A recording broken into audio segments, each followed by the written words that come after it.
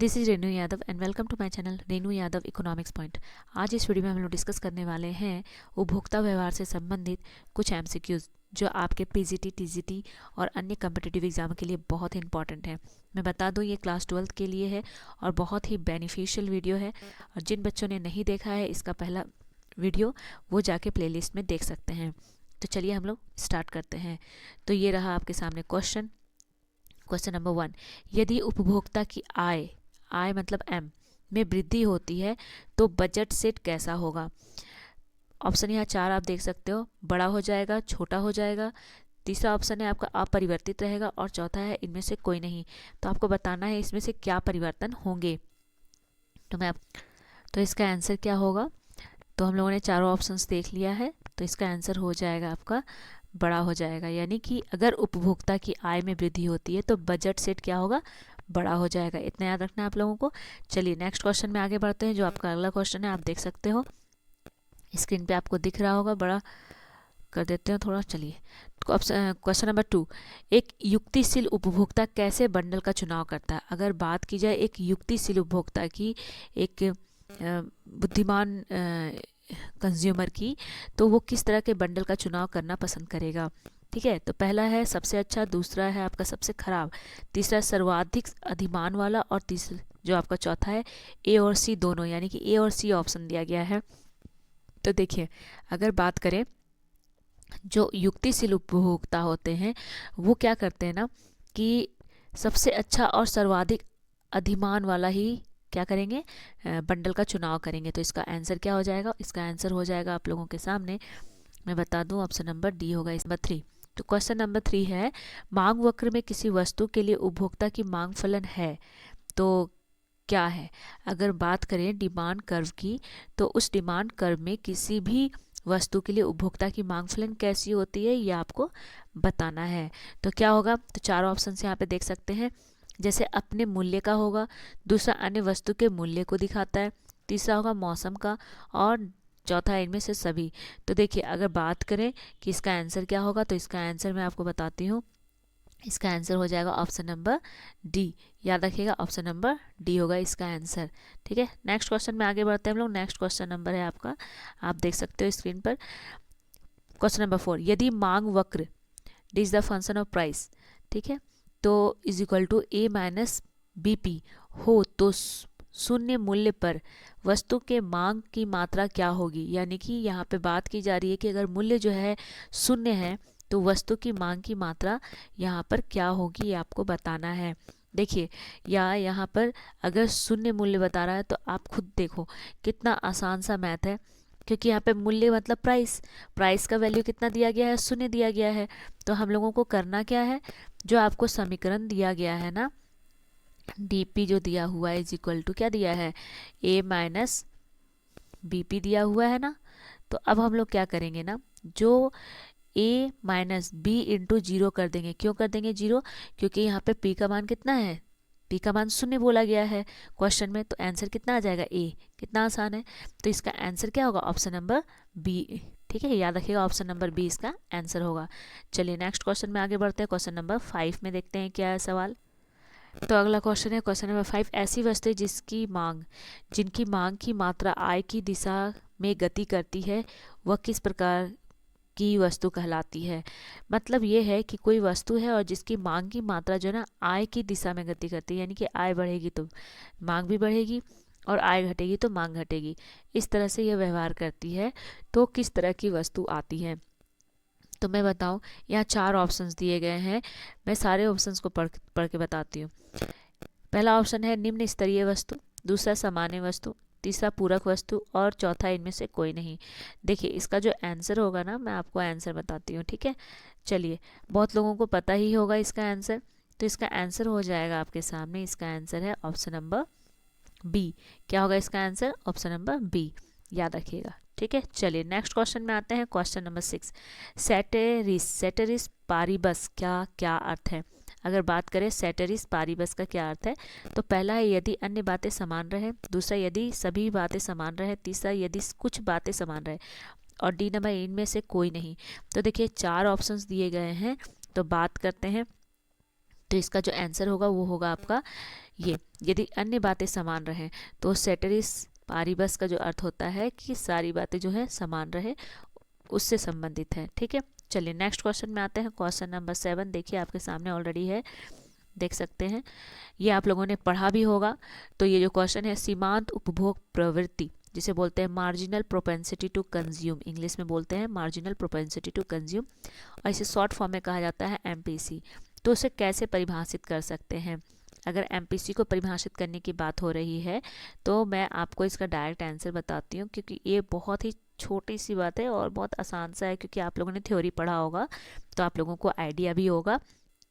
ठीक है, आय में परिवर्तन और उपभोग में परिवर्तन के अनुपात को ही हम लोग क्या कहते हैं? एमपीसी कहते हैं। तो ये हो गया एमपीसी, ऑप्शन नंबर सी। क्या होगा? Delta C by delta Y. Delta C और डेल्टा वाई क्या बताता है? जो डेल्टा है ना वो परिवर्तन बताता है। क्या बताता है? चेंजेस बताता है, याद रखिएगा, चेंजेस बताता है। किसमें चेंजेस बता रहा है? जिसमें जिसके सामने ये डेल्टा का साइन लगा हुआ है उसमें चेंजेस, तो उसके अनुपात यानी कि जो आय में परिवर्तन के बाद जो उपभोग में परिवर्तन है उसी को हम लोग क्या कहते हैं? एमपीसी कहते हैं। चलिए आसान है, चलिए आगे देखते हैं कुछ और क्वेश्चंस। मैं बहुत सारे एमसीक्यूज कराऊंगी ताकि आपका जो पीजीटी, टीजीटी और जो आपके जेटेट के एग्जाम है, अगर उससे कुछ संबंधित आप लोगों को लगता है कि हाँ इससे हेल्प मिल रहा है तो प्लीज़ मेरे चैनल को सब्सक्राइब जरूर करें, क्योंकि क्वेश्चंस कहाँ से आएंगे ये हमें भी नहीं पता, बस आप सिलेबस कवर करो, क्योंकि जिन बच्चों ने सिलेबस कवर कर लिया तो ऑब्वियसली उनका एग्ज़ाम तो बिल्कुल क्लियर होना ही है। 8 नंबर, यदि सीमांत उपभोग प्रवृत्ति बोला गया है कि अगर एमपीसी का मान 0.7 हो तो सीमांत बचत प्रवृत्ति क्या होगी? एमपीएस क्या होगी? आपको एमपीएस निकालना है। ये आप लोगों को पता ही है कैसे निकाला जाता है, तो मैं इसको सॉल्व नहीं करूँगी, मैं आपको डायरेक्ट इसका आंसर बताती हूँ, आप लोग इसको सॉल्व करो, क्योंकि ज़्यादा टफ नहीं है। और बच्चों लोगों को लगता है कि यार बहुत ज़्यादा टफ है, नहीं, बहुत ही आसान मैथमेटिक्स है। अगर जिससे नहीं बन पाएगा ये मैथ तो मैं ज़रूर उसको बना के दिखाऊंगी, कमेंट जरूर कीजिएगा आप लोग। ठीक है, मैं आपको इसका आंसर बताती हूँ, बहुत ही आसान है। चलिए इसका ऑप्शन नंबर सी हो जाएगा आंसर, 0.3 इसका आंसर है। ठीक है, जिन बच्चों से नहीं बनेगा तो प्लीज़ उसको कमेंट जरूर करें कि कैसे सॉल्व किया है मैंने, वो बता दूंगी मैं। ठीक है, चलिए नेक्स्ट है, यदि सीमांत बचत प्रवृत्ति एमपीएस 0.1 है तो निवेश गुणक क्या होगा? आपको निवेश गुणक बताना है क्या होगा इसका। ठीक है, तो मैं बता दूं कि जो इसका निवेश गुणक होगा वो हो जाएगा आपका कितना? ऑप्शन नंबर बी होगा इसका आंसर। क्या होगा? Option number B. ठीक है, चलिए नेक्स्ट है, निम्न में कौन सार्वजनिक वस्तु की श्रेणी में आता है? आपको बताना है कि कौन है जो सार्वजनिक वस्तु की श्रेणी में आता है।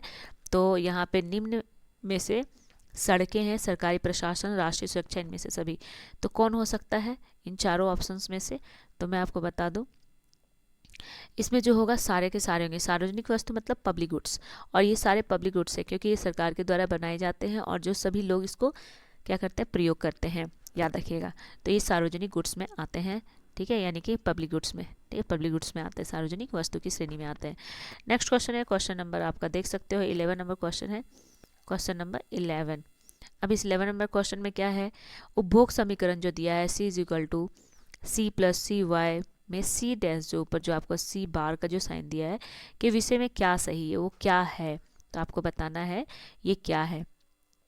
तो देखिए अगर बात करें तो पहला आप देख सकते हो C is greater than 0, C न्यूनतम उपभोग का स्तर है, मॉडल में दिया हुआ स्थिर मान है, और इनमें से सभी।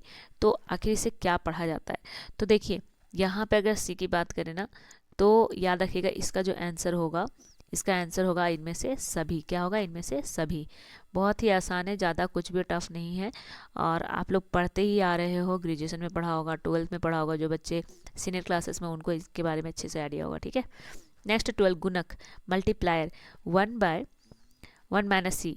ठीक है, में सी का क्या है? सी आपको बताना है, इसमें सी क्या है आपको बताना है, सी क्या है। ठीक है, बहुत आसान है, सी का आपको नाम बताना है कि क्या कहते हैं सी को।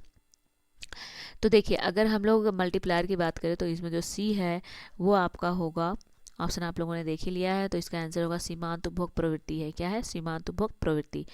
देखिए मल्टीप्लायर में जो भी है सी का जो मान होता है वो कंजप्शन नहीं होता, बल्कि सीमांत उपभोग प्रवृत्ति के अंतर्गत इसको रखा गया है। ठीक है, यानी कि उसको सूचित करता है, सीमांत उपभोग प्रवृत्ति को सूचित करता है। नेक्स्ट क्वेश्चन आता है, क्वेश्चन नंबर 13 में आपको बताना है कि 1/1 माइनस सी गुणक का न्यूनतम मान क्या होगा? आपको यहाँ पे दिए गए हैं। ठीक है, यानी कि 0 है, फिर C है, फिर 1 है, तो यहाँ पे बताना है क्या होगा। तो 30 नंबर आपको साइन भी दिख रहा है सारा का सारा, तो 30 नंबर का आंसर क्या होगा। तो मैं बता दूं कि यहाँ पर हमेशा याद रखिएगा, जब भी सी का मान आता है मल्टीप्लायर में यूज़ किया जाता है गुणक में, तो उसका मान इकाई से अधिक होगा। कितना होगा, इकाई से अधिक होगा। ठीक है। नेक्स्ट है, किसी वस्तु के लिए उपभोक्ता की मांग तथा वस्तु की कीमत के बीच प्रतिलोम संबंध क्या कहलाता है। मतलब कहने का ये है, किसी वस्तु के लिए उपभोक्ता की जो मांग है और जो वस्तु की कीमत है, उन दोनों के बीच में जो रेसिप्रोकल यानी कि प्रतिलोम जो रिलेशनशिप होता है, उसको हम लोग क्या कहते हैं, ये बताना है। तो याद रखिएगा, इसको हम लोग क्या कहेंगे, इस तरह का तो मांग का नियम। ठीक है, डिमांड्स लॉ के नाम से जाना जाता है, याद रखिएगा आप लोग। ठीक है, चलिए नेक्स्ट में आते हैं क्वेश्चन नंबर 15। आज मैं टोटल 20 क्वेश्चंस कराऊंगी, क्योंकि इसमें लगभग 100 क्वेश्चंस हैं और वीडियो बहुत ज़्यादा लंबा हो जाता है, जिसके कारण से आप लोग देखना पसंद नहीं करते होंगे, क्योंकि बोर हो जाते हैं बच्चे, कितना लंबा वीडियो है। अगर आप लोगों को लगता है कि नहीं और क्वेश्चन से एक साथ डालना है, तो बिल्कुल मैं वैसा ही वीडियो बना के लाऊंगी। और एक छोटी सी कोशिश है आप लोगों की, ताकि जिन बच्चों को आइडिया नहीं है कि क्वेश्चंस कैसे आएंगे, कहाँ से पूछे जाएंगे, तो उनको एक थोड़ी सी मदद मिल जाए और उन्हें एक हेल्प हो जाए। चलिए 15 नंबर, निम्न में कौन संयोग स्थानापन्न वस्तुओं का है। यहाँ पे स्थानापन्न वस्तु सब्सटीट्यूट्स गुड्स के बारे में बताना है कि कौन सा एक ऐसा पेयर है, जोड़ा है, जो स्थानापन्न वस्तुओं को बतलाता है, ये आपको बतलाना है। तो ये 15 नंबर है। 15 नंबर में क्या हो जाएगा, देखिए यहाँ पर चाय एवं चीनी, ब्रेड एवं मक्खन, चाय एंड कॉफ़ी, कलम एवं स्याही। ठीक है, तो इसमें कौन स्थानापन्न यानी कि एक दूसरे की जगह पे हम लोग उसको यूज़ कर सकते हैं। तो देखिए, अगर मैं डायरेक्ट आंसर बताती हूँ, क्योंकि बहुत ज़्यादा एक्सप्लेन नहीं करूँगी। जैसे चाय और कॉफ़ी की बात करें, तो ऑप्शन नंबर सी जो इसका आंसर होगा, क्योंकि चाय, अगर आपके घर में चाय पत्ती ख़त्म हो चुकी है, तो आप देखो वहाँ पे कॉफ़ी यूज़ कर लेते हैं, है ना। क्या यूज़ कर लेते हैं, कॉफ़ी। और कॉफ़ी यूज़ जो करते हैं, ये कॉफ़ी होगा। तो कॉफ़ी जो हम लोग यूज़ करते हैं, क्योंकि चाय जैसा ही कलर आता है, टेस्ट थोड़ा अलग रहता है, पर हम लोग चाय की जगह कॉफ़ी यूज़ कर सकते हैं। अगर कॉफ़ी नहीं है, मतलब कॉफ़ी नहीं है, तो वहाँ चाय यूज़ कर लेते हैं। तो यानी कि एक दूसरे की जगह सब्स्टिट्यूट्स हैं। चाय और चीनी नहीं हो सकता है। ठीक है, ब्रेड और मक्खन नहीं होगा, कलम और स्याही नहीं होगा। ठीक है, चलिए नेक्स्ट है क्वेश्चन नंबर 16। यदि बिजली की कीमत घटने पर एलईडी बल्ब की मांग बढ़ जाए, तो दोनों किस प्रकार की वस्तुएं हैं। यानी कि बिजली की कीमत घट रही है और एलईडी बल्ब की मांग जो है बढ़ रही है, तो इसमें किस तरह की वस्तुएं इंडिकेट करती हैं कि किस तरह की वस्तुएं हैं, किस तरह की वस्तु को सूचित करता है। तो मैं आपको बता दूं, इसका जो आंसर होगा पूरक वस्तु होगा। क्या होगा, पूरक वस्तु के अंतर्गत आएगा। नेक्स्ट आते हैं क्वेश्चन नंबर 17। क्वेश्चन नंबर 17 कहलाता है, क्या आपको बताना है इसमें, यदि सीमांत उत्पाद वक्र एवं औसत उत्पाद वक्र का आकार कैसा होता है। यहाँ पे बताना है कि सीमांत उत्पाद वक्र और औसत उत्पाद वक्र का आकार क्या आकार होता है, कैसा आकार होता है, उनका शेप कैसा होता है, ये आपको बताना है। तो देखिए, अगर बात करें तो यहाँ पे आपको 4 ऑप्शंस दिए गए हैं, और जिन लोगों ने पढ़ा होगा ना, तो उनको बहुत अच्छे से आइडिया होगा। तो यहाँ पे यू आकार का तो होता है, ये बात तो सही है, क्योंकि सीमांत उत्पाद वक्र और आपका औसत उत्पाद वक्र, याद रखिएगा। इसमें ये तो सही है, इसमें कि इनका जो चित्र होता है वो किस तरह का होता है, इस तरह का होता है। ठीक है, पर किस तरह, उल्टा होता है कि सीधा होता है, ठीक है, या बिल्कुल यू आकार का होता है, ये आपको बताना है। तो इसका जो आंसर होगा, इसका आंसर हो जाएगा उल्टे यू आकार का होता है, याद रखिएगा। ठीक है, नेक्स्ट क्वेश्चन, क्वेश्चन नंबर 18। यदि कुल लागत टीसी, टोटल कॉस्ट, और कुल परिवर्ती लागत क्या है, VC, variable cost, total variable cost, ठीक है, तथा कुल स्थिर लागत यानी कि TFC यानी कि टोटल फिक्स्ड कॉस्ट हो, तो समीकरण कौन सा सही होगा। तो इसमें आपको बताना है कि कौन सा समीकरण सही होगा। तो देखिए, अगर इस तरह का कभी सवाल पूछा जाए ना, तो टोटल, याद रखिएगा, जो टोटल कॉस्ट होता है ना, वो टोटल वेरिएबल कॉस्ट और टोटल फिक्स्ड कॉस्ट के योग से बनता है। दोनों को अगर जोड़ेंगे तो टोटल कॉस्ट मिलेगा। तो ये ऑप्शन नंबर 1 हो जाएगा आपका आंसर, यानी कि ऑप्शन नंबर ए होगा इसका आंसर। चलिए नेक्स्ट क्वेश्चन में हम लोग आगे बढ़ते हैं, क्वेश्चन नंबर 19। तो ये रहा आपके सामने क्वेश्चन नंबर 19। यहाँ पे बताया गया कि निर्गत Q1 एवं Q1-1 इकाइयों की कुल उत्पादन लागत क्रमशः 50 रुपये एवं 40 रुपये हो, तो सीमांत लागत क्या होगी। सीमांत लागत आपको बताना है। इसमें मैं आपको इसका आंसर बता देती हूँ, आप लोग सॉल्व करो इसको, क्योंकि आप लोगों को इसके बारे में पता ही होगा, आप लोगों ने पढ़ा ही होगा इसके बारे में।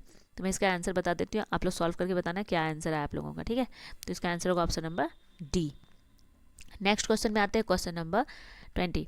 सीमांत लागत वक्र औसत लागत वक्र को किस बिंदु पर काट सकता है, आपको बताना है किस बिंदु पर काट सकता है। तो इसका जो आंसर होगा, आज मैं बता दूं कि टोटल मैं 20 क्वेश्चन ही कराऊंगी क्योंकि इसमें लगभग 100 क्वेश्चन मैंने प्रिपेयर किए हैं। चलिए, तो इसका जो आंसर होगा, क्या होगा इसका आंसर, तो याद रखिएगा न्यूनतम बिंदु होगा, यानी कि सीमांत लागत वक्र जो है औसत लागत वक्र को जिस बिंदु पर काटता है वहाँ एकदम न्यूनतम बिंदु होता है। क्या होता है, न्यूनतम बिंदु पर काटता है। तो फ्रेंड्स, ये थे टोटल हमारे 20 क्वेश्चंस जो आपके लिए बहुत ही बेनिफिशियल है, जो आपके टीजीटी, पीजीटी या अन्य कम्पिटिटिव एग्जामिनेशंस के लिए बहुत इंपॉर्टेंट है। जो बच्चे इकोनॉमिक्स के हैं उनके लिए तो रियली में बहुत इंपॉर्टेंट है, और स्पेशली मैं बता दें क्लास 12 के स्टूडेंट्स के लिए मोस्ट बेनिफिशियल है, क्योंकि उनके टर्म 1 के जो एग्ज़ाम होने वाले हैं या जो टर्म 1 टर्म 2 के जो एग्ज़ाम होंगे उनके लिए बहुत बेनिफिशियल है। तो ज़रूर इस वीडियो को देखें आप लोग, और अगर वीडियो पसंद आता है तो प्लीज़ मेरे चैनल को सब्सक्राइब कर लें, मेरी वीडियो को लाइक करें, साथ ही साथ उन बच्चों को भी शेयर करें जिन्हें इनकी ज़रूरत है, जिन्हें इससे उनके कुछ हेल्प मिल जाए, उन्हें ज़रूर शेयर करें आप लोग। तो आई होप मेरी छोटी सी कोशिश आप लोगों को थोड़ी मदद मिल जाए, और आज के लिए इतना ही। तो बस नेक्स्ट वीडियो में मिलते हैं, फिर हम लोग और क्वेश्चंस लेकर आएंगे जो बहुत ही अच्छा होगा आप लोगों के लिए। तब तक के लिए अपना ख्याल रखिए, अपने फैमिली का ख्याल रखिए और अच्छे से रहिए। Bye and take care. जय हिंद।